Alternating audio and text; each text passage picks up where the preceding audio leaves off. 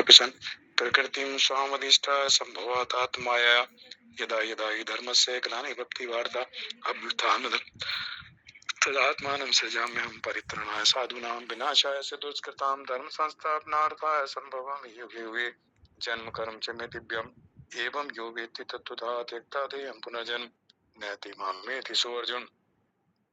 वीतराग भया क्रोधा मनमया मामुपाश्रिता वैभव ज्ञान तपसा पूता मद्भामागता ये यथा मां प्रपद्यन्ते तांस्ते भजाम्यहम् मम वर्तानुवर्तन्ते मनुष्याः सर्वशः। जय श्री कृष्ण। यही वो 5-6 श्लोक हैं जिसके ऊपर राम सुखदास जी कहते हैं कि रोज हम लोगों को श्रवण चिंतन करता रहना चाहिए। तो भगवान जीवात्मा के बारे में बता रहे हैं, जीव के बारे में बता रहे हैं। 7वें श्लोक से संसार वृक्ष के बारे में बताया। इस संसार वृक्ष का मूल परमात्मा है, यहाँ से शुरू किया और धीरे धीरे धीरे चूंकि ये अपने आप में एक शास्त्र परमात्मा है, गुह्यतम शास्त्र कहा है, गोपनीय शास्त्र है। भगवत गीता के अंदर एक शास्त्र है, भगवत गीता, उसके अंदर एक 15वां अध्याय एक स्वतंत्र शास्त्र है। तो उसके ऊपर चिंतन मनन किया जाए। उसमें संसार के बारे में भी है, संसार की उत्पत्ति के बारे में भी है, जो जीवात्मा वो क्या है, परमात्मा को कैसे ढूंढा जाए, जीवन के मूल्य बताए, निर्माण मोह जिसंग दोषा। फिर बताया है कि जीवात्मा है क्या, ममी वांशो जीव लोके जीव भूत है सनातना, ये जीवात्मा जो मेरा ही सनातन अंश है। और मनस स्थानी इंद्रियाणी प्रकृति स्थानी करसती, जो प्रकृति में स्थित है, शरीर में जो स्थित है, उस स्थूल शरीर के अंदर जो सूक्ष्म शरीर स्थित है जिसमें मन और इंद्रियां हैं, सूक्ष्म शरीर ही जीव कहलाता है। उसको ये जो जीव है उसको आकर्षित करता है, उसके साथ संबंध बनाता है, उसके साथ तादात्म्य करता है और सूक्ष्म शरीर के निकलने को अपना निकलना मानता है। और सूक्ष्म शरीर जब नए स्थूल शरीर में प्रवेश करता है तो उसको अपना जन्म मानता है। तो ये भगवान कह रहे हैं अविद्या के कारण है। और इसी को फिर 8वें श्लोक में आगे भगवान बढ़ा रहे हैं। 8वें श्लोक में भगवान ने कहा ये जो मन सहित इंद्रियों को जब अपना मानता है तो जीव उनको साथ लेकर अनेक योनि में घूमता रहता है। क्योंकि 7वें श्लोक में बताया मनस स्थानी इंद्रियाणी प्रकृति स्थानी करसती, सूक्ष्म स्थूल शरीर के अंदर जो सूक्ष्म शरीर है उसके साथ ये संबंध बनाता है कि ये मैं हूँ, ये मेरा है। तो ये जानने के बाद में जब कहता है मैं और मेरा है, तो फिर क्या होता है उसके बाद, जहां वो सूक्ष्म शरीर जाता है उसके साथ साथ ये भी जाता है। तो 8वें श्लोक में बताया कि जैसे वायु जो है गंध को लेके एक स्थान से दूसरे स्थान तक गंध को पहुंचा देती है, ऐसे ही जो ये वायु मतलब जीव है, तो जीव जो है मन इंद्रियों को साथ लेके जाता है सूक्ष्म शरीर को और किसी स्थूल शरीर में प्रवेश कर जाता है। जबकि वायु निर्लिप्त है, ऐसी जीव भी निर्लिप्त है। जीव का इन इंद्रियों के साथ कोई तादात्म्य नहीं है, कोई संबंध नहीं है, जैसे वायु का गंध के साथ नहीं है। गंध जो है पृथ्वी का विषय है, वायु में स्पर्श है, लेकिन गंध है पृथ्वी का विषय। तो पृथ्वी के विषय को वायु अपने साथ ले जाती है निर्लिप्त होते हुए। ऐसे जीव भी निर्लिप्त है, उसका इंद्रियों के साथ कोई संबंध नहीं है, लेकिन सूक्ष्म शरीर को अपना मानने के कारण शरीरम यद्वाप्नोति यच्छाप्युत्क्रमत् ईश्वरा, ईश्वर इसलिए कहा है कि जीवात्मा जो है इसका स्वामी है, जो सूक्ष्म शरीर इनका स्वामी मानता है कि मैं इनका मालिक हूँ। गृहीत्वानि संयाति वायुगंध, तो वो कहते हैं इनको ग्रहण करके मन सहित इंद्रियों को जिस शरीर में जाता है उसको प्राप्त कर लेता है। तो ये उसकी अविद्या के कारण होता है, ये भी जीवात्मा का है। और फिर भगवान कहते हैं मन और शस्त्र इंद्रियां क्या है, ये 9वें श्लोक में बताया। श्रोत्र चक्षु स्पर्श रसनम घ्राणमेव च अधिष्ठाय मनश्चाय विषयानुपसेव्यते, मन को अधिष्ठान करके इंद्रियों के द्वारा विषयों का सेवन करता है, विषयानुपसेव्यते। तो ये सीधी बात बता दी भगवान ने। अब उसको आगे करते हैं कि वो जब जीवात्मा के स्वरूप का वर्णन किया तो इसको जीवात्मा के स्वरूप को कौन व्यक्ति जानता है, कौन नहीं जानता, ये ज्ञान हमें हो गया। तो किसको ऐसा ज्ञान होता है कि मैं मन को अधिष्ठान करके इंद्रियों के द्वारा विषयों को ग्रहण करता हूँ, और जैसे वायु गंध को ले जाती है ऐसे ही जीव जो है सूक्ष्म शरीर को साथ लेके जिस नए शरीर में जाता है उसमें प्रवेश कर जाता है। जिसको ऐसा ज्ञान होता है ममी वांशो जीव लोके कि हम जो है परमात्मा के अंश हैं, तो ऐसी चीजों को कौन जानता है? तो उसको कहा विमूढ़ा नानुपश्यन्ति पश्यन्ति ज्ञान चक्षुषा। जिसके ज्ञान चक्षु खुल गए हैं, जिसके पास ज्ञान चक्षु हैं, वो इन बातों को जानता है। और विमूढ़ा नानुपश्यन्ति, जो मूढ़ पड़ोस मनुष्य है, वो इन बातों को नहीं जानता। जो भगवान ने 7वें 8वें 9वें श्लोक में कहा है जीवात्मा के विषय में कि जीवात्मा मेरा अंश है, और जीवात्मा के बारे में जो बताया है कि जिस शरीर के साथ संबंध बना के सूक्ष्म शरीर को साथ ले जाता है, तो ये ऐसी चीजों को कौन जानता है? ज्ञान, जिसके पास ज्ञान चक्षु। ज्ञान चक्षु क्या है? उसको कहते हैं कि जब ये व्यक्ति जिसके पास बुद्धि है, विवेक है, आत्म अनात्म को जानता है, उसके पास ज्ञान चक्षु है। वो जानता है कि ज्ञानी मनुष्य का स्थूल शरीर से निकलकर दूसरे शरीर को प्राप्त होना तथा भोग भोगना होता है। तो ज्ञानी मनुष्य भी ऐसी करता है। ज्ञानी मनुष्य का स्थूल शरीर तो छूटेगा, पर दूसरे स्थूल शरीर को प्राप्त करना ये उसके पास नहीं होती। राग बुद्धि से विषयों का सेवन नहीं करता। ये भगवान उसको बता रहा है। एक जगह इन्होंने विमूढ़ा नानुपश्यन्ति में कहते हैं जैसे भिन्न भिन्न कार्य करने के बाद भी हम वही रहते हैं, ऐसे गुणों से युक्त होकर शरीर को छोड़ते और अन्य शरीर को प्राप्त करते हैं। लेकिन एक शब्द आया है गुणान्वितम, इसके ऊपर सोच रहा था मैं कल कि भगवान ने जीव को देखो क्या शब्द दिया है गीता में, गुणान्वितम शब्द का, कि जो गुणों से युक्त है वो जीव है। जिसने सतोगुण रजोगुण तमोगुण के साथ संबंध बना रखा है, जो प्रकृति के 3 गुण हैं, इन प्रकृति के गुणों के साथ जिसने संबंध बना लिया, मैं बहुत सतोगुण हूँ, मेरे अंदर सात्विक व्यक्ति हूँ, वो राजसिक व्यक्ति है, वो तामसिक व्यक्ति है, तो गुणों से जो युक्त है वो जीवात्मा है। जो गुणों से जिसका कोई संबंध नहीं है वो निर्गुण है, उसकी स्थिति ब्रह्म है। तो देखो निर्गुण और यहाँ अलग सगुण नहीं कर सकते, लेकिन गुणों के साथ जब जीव संबंध बनाता है, गुणों से युक्त होता है, तो वही अच्छी बुरी योनियों में जाने का कारण बन जाता है। सतगुण से युक्त है तो ऊंचे लोकों में जाएगा, रजगुण से युक्त है तो मध्य लोक में मनुष्य लोक में जाएगा, तमोगुण से युक्त है तो पशु पक्षी योनि में चला जाएगा। तो गुणान्वितम शब्द जो है ये बताता है कि गुणों के साथ संबंध बनाने के कारण ही हमारा अच्छी बुरी योनियों में आना जाना हो रहा है। गुण क्या है? प्रकृति। प्रकृति में 3 गुण है, सतोगुण रजोगुण तमोगुण। प्रकृति क्या है? हमारा स्थूल शरीर, हमारा सूक्ष्म शरीर, हमारा मन, हमारी इंद्रियां। जब हम भगवान कहते हैं ममई वांशो, मेरा ही अंश है, जब मेरा ही अंश है तो इन इंद्रियों का तो ये प्रकृति क्या है? त्रिगुणात्मक प्रकृति से बने हुए हैं। श्रोत्र, ये सब जो इंद्रियां हैं, तो हम प्रकृति से अतीत हैं। प्रकृति और हमारे स्वभाव में फर्क है, वो परिवर्तन होता रहता, हमें कोई परिवर्तन नहीं होता। वो अनित्य है, हम नित्य हैं। तो ये परिवर्तन होने के कारण है वो भी भगवान से अभिन्न है। प्रकृति भी भगवान की शक्ति है, प्रकृति माया शक्ति है। तो माया शक्ति से सृष्टि की रचना हुई है। सब कुछ माया के द्वारा हमें इस संसार में भ्रमण करा रही है भगवान की माया, हमारे कर्मों के अनुसार। जो है ना, ईश्वर सर्वभूतानां हृदय से अर्जुन तिष्ठति, ये जो ईश्वर है सब प्राणियों के हृदय में बैठा हुआ है। भ्राम्यन सर्वभूतानि यंत्रारूढ़ानि माया, ये शरीर रूपी यंत्र में आरूढ़ होने के बाद ये जो माया है इसे उसके कर्मों के अनुसार इस संसार में भ्रमण कराती है, कभी अच्छा कभी बुरा, कभी सुख कभी दुख। तो ये भगवान कहते हैं कि गुणान्वितम, गुणों के साथ जब हमारा संबंध हो गया तो इसका मतलब प्रकृति के साथ हमारा संबंध, प्रकृति के साथ संबंध हो गया तो प्रकृति में निरंतर क्रिया होती रहती है, कभी जन्म होता है कभी मृत्यु होती है। तो ये जन्म मृत्यु की क्रिया, दूसरा जन्म होने के बीच में जो सूक्ष्म शरीर को लेकर वायु में शरीर के व्यक्ति घूमता रहता है, वो भी एक है। जो शरीर के साथ संबंध बनाया तो जहाँ सूक्ष्म शरीर जाएगा और सूक्ष्म शरीर को लेकर उदान वायु जो है, उदान प्राण, तो उदान प्राण सूक्ष्म शरीर को लेकर जाता है। तो जहाँ उदान प्राण ले जाएगा, उदान प्राण कहाँ ले जाएगा?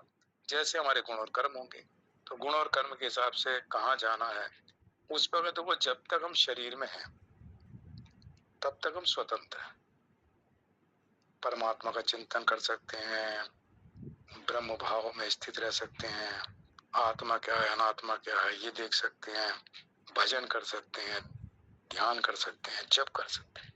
लेकिन शरीर से निकलने के बाद हमारे हाथ में कुछ भी नहीं, मतलब हम कुछ नहीं कर सकते।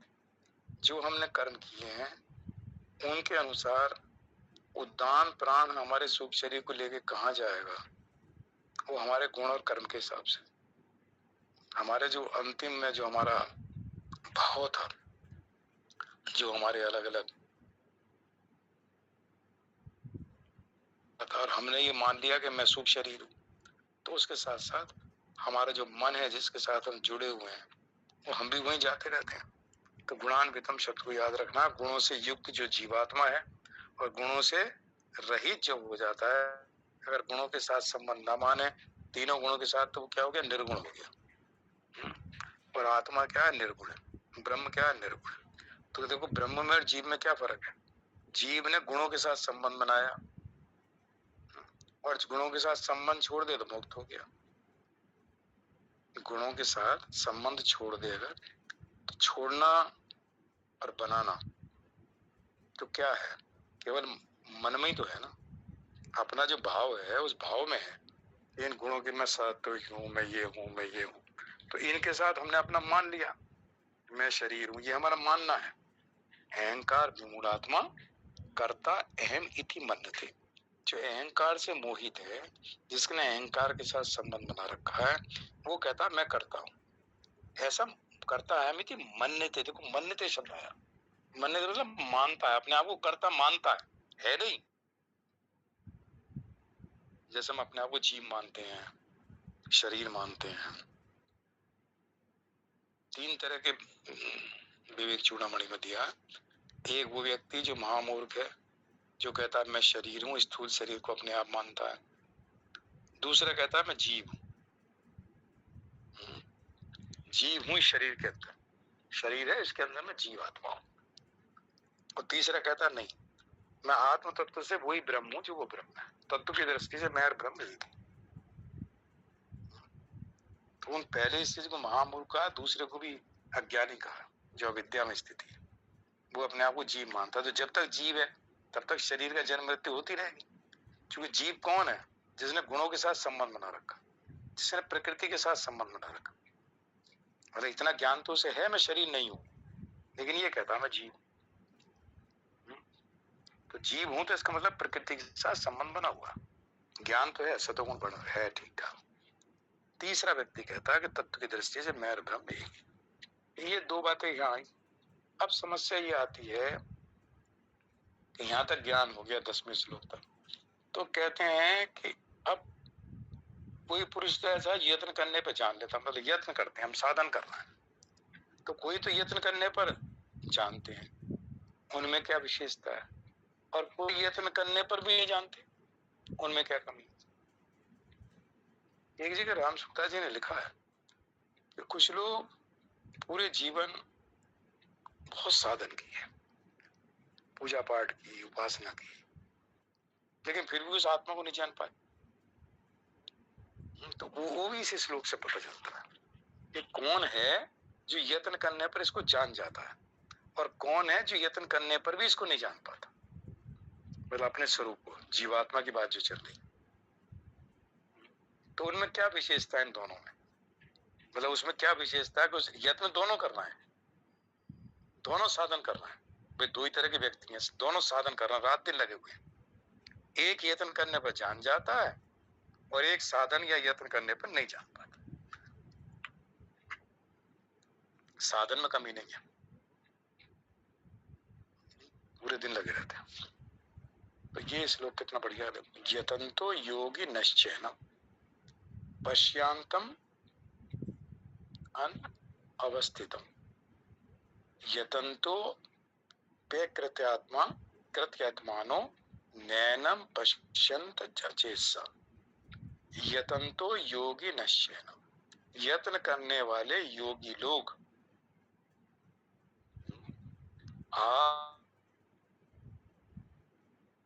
आप में स्थित एनम इस आत्मा को या परमात्म तत्व को अनुभव करते हैं, परंतु जिन्होंने अप्यकृतात्मान अपना अंतःकरण शुद्ध नहीं किया, ऐसे अचेसा अविवेकी मतलब मूढ़ अज्ञानी मनुष्य यतन्तो अपि एनम निश्चिन्ति, यत्न करने पर भी इस तत्व का अनुभव नहीं करते।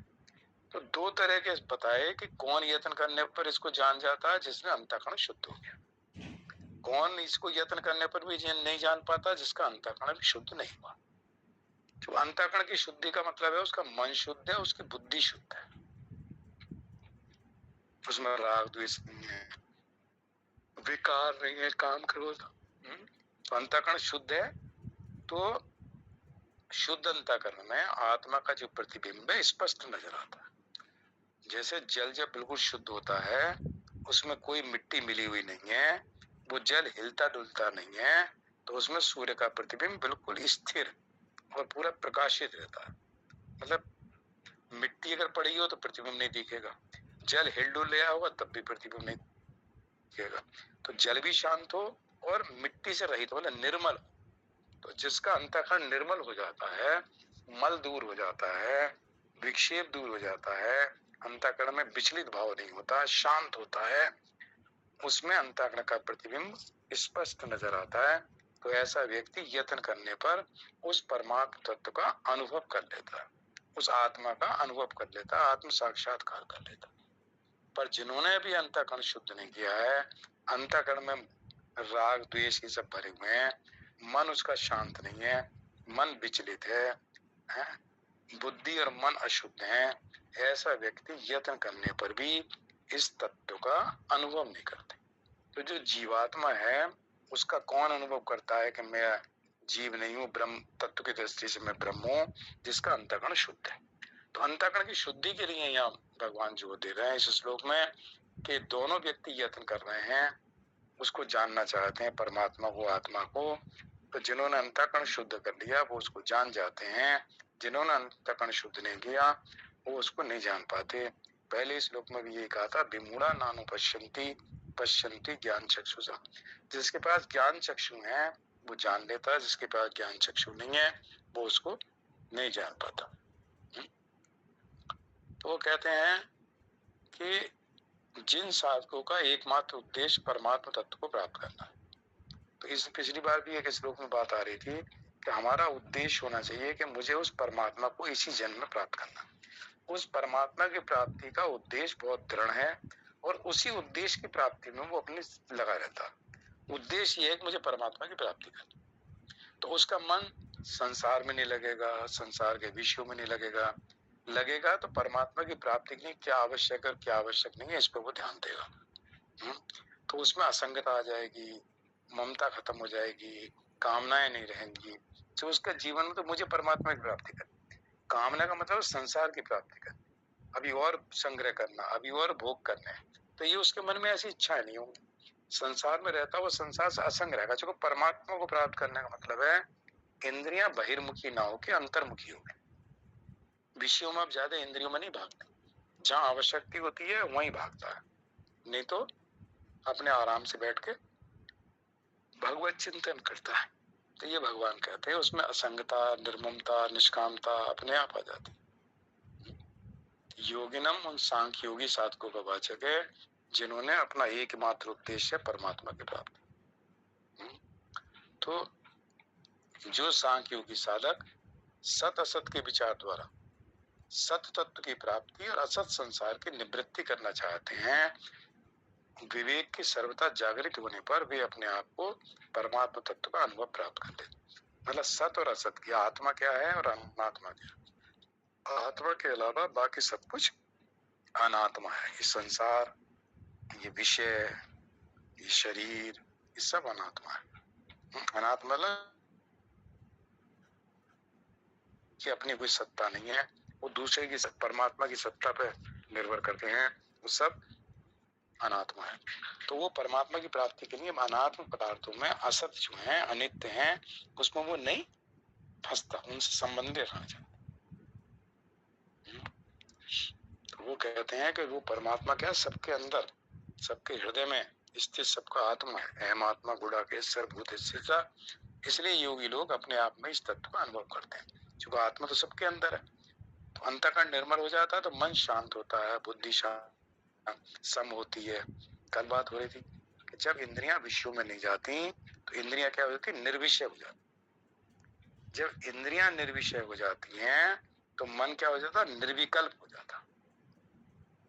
और जब मन निर्विकल्प हो जाता तो बुद्धि सम हो जाती।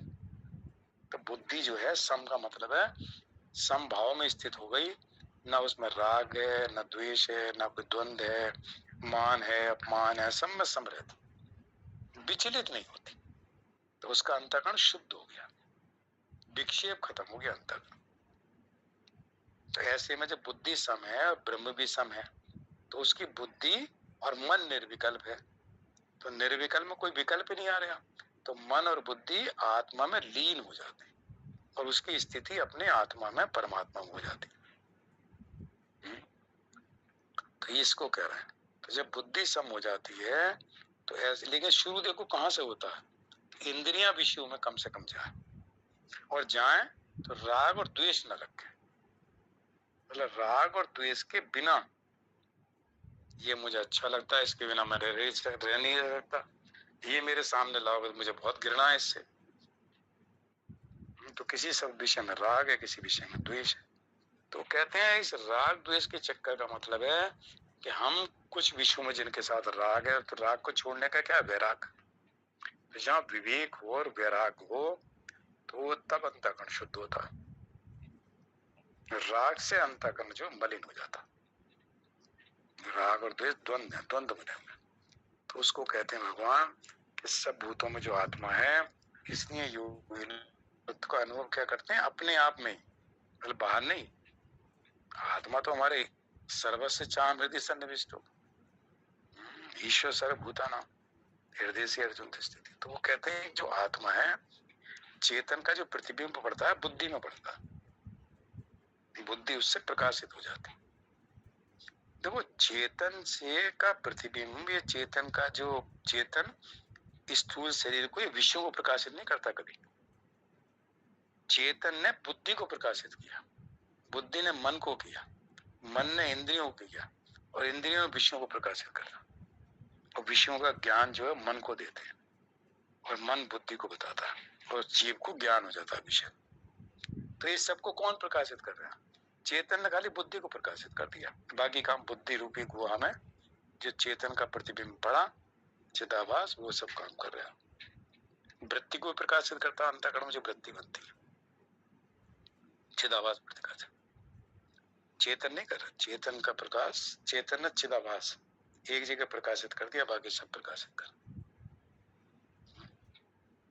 तो इसलिए जो है उसको कहते हैं जीव ने विवेक का अनादर करके शरीर को मैं और मेरा मान लिया, अर्थात शरीर से अपना संबंध मान लिया। तो जीव के बंधन का कारण क्या है, ये माना हुआ संबंध।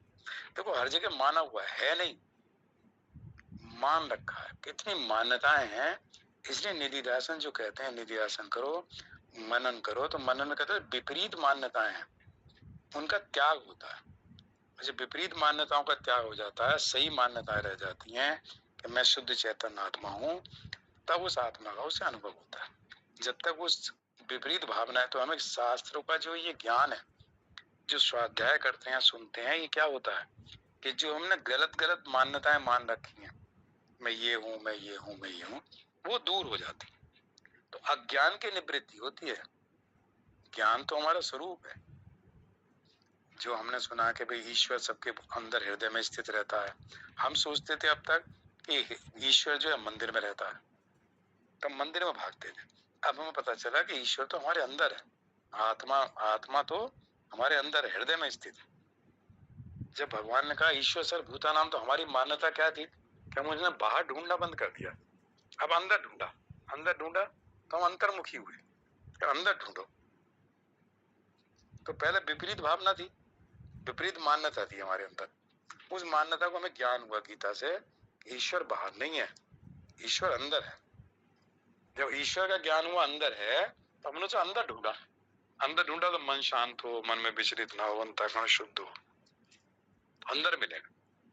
अंदर कोई ढूंढता नहीं, उसे ढूंढते हैं वृंदावन में। तो वो कहता मैं तो तुम्हारे अंदर बैठा हूँ, तुम मुझे बाहर ढूंढ रहे हो। तो इसलिए फिर ये जो विपरीत भावना है, विपरीत मान्यताएं हैं, तो ये सब जगह जहां भी देखो है ना गीता में, वो मान्यता है कि ऐसा मानता है, अपने आप को जीव मानता है। ब्रह्मभूत, जीवभूत, ऐसे शब्द आए। ब्रह्मभूत प्रसन्नात्मा न सोचती न कांक्षती। तो ब्रह्मभूत मतलब ब्रह्म माना हुआ, ब्रह्म बना हुआ। जीवभूत, जीव बना हुआ है, नहीं जीव नहीं है आत्मा, लेकिन जीव बना हुआ है। और फिर प्रकृति शरीर को संसार को धारण कर रखा है, मतलब संसार के साथ संबंध बना लिया। जीव बना हुआ ये आत्मा संसार को धारण कर रखा है, बने हुए सब, मतलब असलियत में नहीं है, मान रखा है। तो ये जो धारणा है कि मैं जीव हूँ, मैं संसारी हूँ, ये विपरीत धारणा दूर होती, ये भगवान समझा रहे हैं। ओम पूर्णमदः पूर्णमिदं पूर्णात् पूर्णमुदच्यते पूर्णस्य पूर्णमादाय पूर्णमेवावशिष्यते। ओम शांति शांति शांति। श्री कृष्ण पूर्णस्तु। हरि ओम तत्सत्, हरि ओम तत्सत्। जय श्री कृष्ण।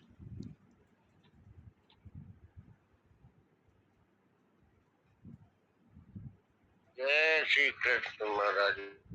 मान्यता इन्हें मिट्टी मान्यता मिटाने के लिए मान्यता भी क्या सरस्वती जी अनंत जन्मों की है ना, बड़ा मुश्किल, मिट भी जाए फिर सुबह को शरीर में परेशानी आ जाती है तो याद आ जाता है यार शरीर, क्योंकि शरीर में तो रह ही रहा है, ये जानता है कि शरीर में नहीं हूँ, मेरा शरीर के साथ संबंध नहीं है, लेकिन वर्तमान में व्यवहार काल में तो रहता ही है। बस ये व्यवहार काल से निकलता फिर उसे याद आती मैं शरीर नहीं हूँ, मैं ये नहीं हूँ, मैं ये नहीं हूँ, जानता भी है, लेकिन व्यवहार काल, व्यवहार तो स्वप्न में है, व्यवहार तो सत्य प्रतीत होता है, जागृत में व्यवहार करता है, तो व्यवहार में तो हो ही जाता है। जय श्री कृष्ण। आवा मैया एक भजन सुना दो। आवा मैया। जय श्री कृष्ण। जय श्री कृष्ण बाबा, जय श्री कृष्ण। मानुष हो तो वही रस खान, बसो ब्रज गोकुल गाँव के ग्वारन। जो पशु हो तो कहाँ बस मेरो, चरो नित नंद की धेनु मझारन। पाहन हो तो वही गिरि को जो कियो छत्र पुरंदन कारण। जो खग हो तो बसेरो करो, मिल कालिंदी कूल कदम्ब की डारन। जो खग हो तो बसेरो करो, मेरी कालिंदी कूल कदम्ब की डारन। कन्हैया कन्हैया पुकारा करेंगे, लताओं में ब्रज की गुजारा करेंगे। लताओं में ब्रज की गुजारा करेंगे। कन्हैया कन्हैया पुकारा करेंगे, लताओं में ब्रज की गुजारा करेंगे। कहीं तो मिलेंगे वो बाके बिहारी, कहीं तो मिलेंगे वो बाके बिहारी। उन्हीं के चरण चित, उन्हीं के चरण चित लगाया करेंगे। कन्हैया कन्हैया पुकारा करेंगे। कन्हैया कन्हैया पुकारा करेंगे। बना के हृदय में हम प्रेम मंदिर, बना के हृदय में हम प्रेम मंदिर। वही उनको झूला, वही उनको झूला झुलाया करेंगे। कन्हैया कन्हैया पुकारा करेंगे, लताओं में ब्रज की गुजारा करेंगे। उन्हें हम बिठाएंगे आँखों में दिल में, उन्हें हम बिठाएंगे आँखों में दिल में, उन्हीं से सदा लगाया करेंगे, उन्हीं से सदा लगाया करेंगे। कन्हैया कन्हैया पुकारा करेंगे, कन्हैया कन्हैया पुकारा करेंगे। जो रूठेंगे हमसे वो बाके बिहारी, जो रूठेंगे हमसे वो बाके बिहारी, चरण को पकड़ कर, चरण को पकड़ कर हम मनाया करेंगे। कन्हैया कन्हैया पुकारा करेंगे, कन्हैया कन्हैया पुकारा करेंगे। उन्हें प्रेम डोरी से हम बांध लेंगे, उन्हें प्रेम डोरी से हम बांध लेंगे। तो फिर वे कहाँ भाग जाया करेंगे। कन्हैया कन्हैया पुकारा करेंगे, कन्हैया कन्हैया पुकारा करेंगे। उन्होंने छुड़ाए थे गज के वो बंधन, उन्होंने छुड़ाए थे गज के वो बंधन, वही मेरे संकट, वही मेरे संकट मिटाया करेंगे। कन्हैया कन्हैया पुकारा करेंगे, कन्हैया कन्हैया पुकारा करेंगे। नचाते वही है ये ब्रह्मांड सारा, नचाते वही है ये ब्रह्मांड सारा, मगर अब उन्हें हम नचाया करेंगे। कन्हैया कन्हैया पुकारा करेंगे, लताओं में ब्रज की गुजारा करेंगे।